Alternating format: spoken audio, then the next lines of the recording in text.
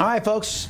I think we've been able to establish a connection with Victor Davis Hanson. Victor, welcome to the Chris Salcedo Show. I'm hoping you were able to hear part of the setup and coming to you. I'm glad that got the headset working. Yeah. Congressman Robert Garcia released this statement saying, quote, "That is why we were here, to remind the American people that kidnapping immigrants," he says, he calls them immigrants, "and deporting them without due process is not how we do things in America." Abrego Garcia is not an immigrant. He's an illegal alien, and the Democrats know it. And funny how they ignore the rest of this Salvadoran citizen's resume, isn't it? It is.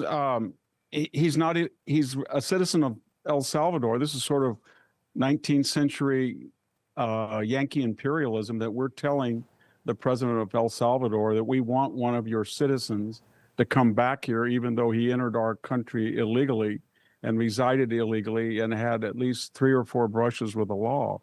So I don't understand. It's really interference in the internal affairs now of an El Salvadorian citizen who is residing back where he was born and grew up.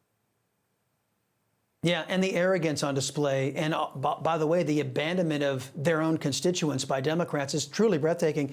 El Salvador's President Bukele says he's not going to release his criminal citizens so the Democrats can bring him into the United States. The polling is in the tank for Democrats after all of these stunts. What is your read? Why are they doing this? I don't know. I think it has something to do with the impotence that they don't have the House, the Senate, the Supreme Court, the presidency. They lost the popular electoral college.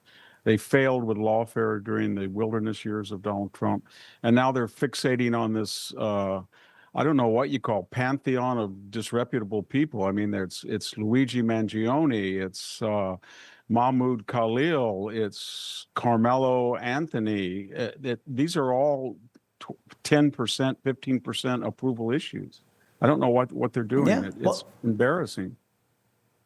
Don't forget George Floyd. Nancy Pelosi is actually caught on camera literally praying, not to Jesus Christ, but praying to George Floyd, a career criminal. I mean, it is shocking to watch the implosion of the Democrat Party, which I believe is going the way, not just me, but Bill Maher is saying maybe going the way of the Whigs. What's your take on this headline from the Daily Caller? It reads, CNN's Harry Enton says Dems claim that Trump is acting like a king doesn't hold water with Americans. The poll not only shows that a majority of Americans don't think Trump is acting like a king, many of them don't think he has enough power or has just the right amount of power. What do you think?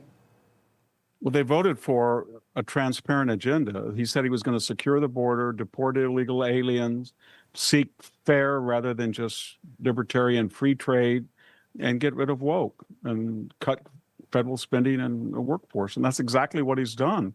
And that's what they wanted. And they see the Democratic opposition as not trying to offer alternative agendas or compromises, but doing this potty-mouth theatrics, trashing Teslas, kind of, I don't know what you would call it, assassination porn with Luigi Mangione and threats to kill Elon Musk or to declare war and kill people.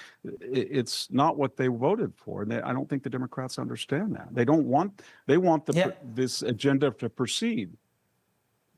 Yeah, and if you look at all the polling, there are people that are literally in droves. The RNC is backing up this data, and the Democrats' own internals saying people are leaving the Democrat Party in waves. It seems to me to be a mass political suicide by the left in this country. Last thing, yeah. RFK Jr. is holding a hearing right now on food dyes, on getting rid of food dyes out of the American diet, something that's long overdue. I know you are well-traveled and well-researched. You know, Europe has been eliminating food dyes out of their foods for many, many moons because of the dangerous nature of this. What do you think has been behind America's reluctance to actually be healthy in this country with food dyes and the like? Well, I think it's part of the big pharma, big food, I guess you'd call it incestuous relationship with the HHS regulators, because they don't add any nutrition to it. They're just a cosmetic add-on, so people will buy things that they might otherwise not see in the store as attractive or something. And it's not just food. I mean, it's everything from Benadryl to Mucinex. Everything is colored like bright, shiny objects. And I think it doesn't serve any purpose other than the interest of sell the stuff that otherwise might not be so attractive to the consumer. You know, folks, I thank God for my wonderful wife, my kids, my country, the greatest nation ever. And Americans like you who believe in the truth, the Chris Salcedo Show will never stop fighting for you. The Chris Salcedo Show, for the news you need to know.